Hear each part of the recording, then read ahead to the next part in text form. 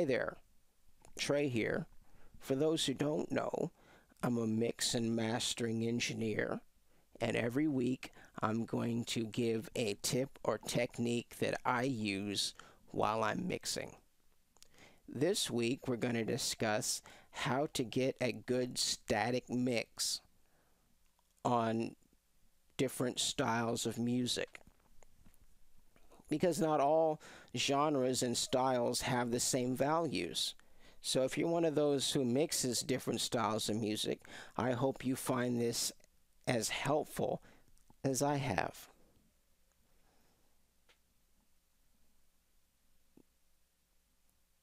But first, what is a static mix? Okay, a static mix is the balance between the tracks before you add your volume, panning, or effect send automation. The mix I'm currently working on is Young in Heaven. Still a work in progress. I don't even have all the tracks yet, but I think it would make a good example for what we're trying to do. It has a country feel, which is something that I'm not really used to mixing, so this is a learning experience for me too. Anyway, let's listen to what we have so far.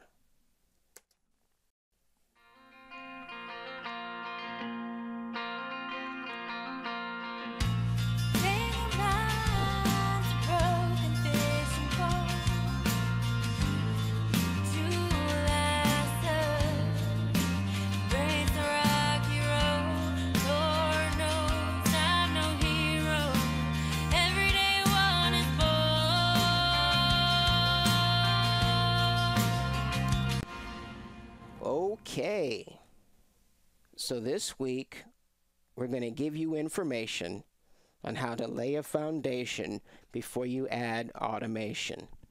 What? Moving right along, I'm using this little guy right here, the Waves L2 Ultramaximizer. What is it?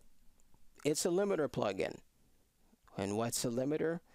It's basically a compressor with a very fast attack to catch all those little peaks that try to sneak through.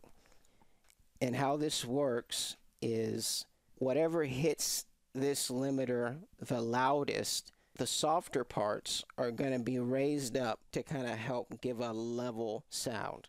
Looking at the settings I have here, for the threshold, -20, and the output ceiling, -5. Now that's really hot, really loud. Yeah, loud. So what I also use while I'm mixing is, again, the SonarWorks Reference 3 plugin. If you have not seen last week's video on mix translation, I encourage you to watch that video and see how this plugin was designed and what it's used for. But I also use it to set a comfortable listening volume. So as you can see, the volume is down considerably while I'm mixing, so I don't hurt my ears.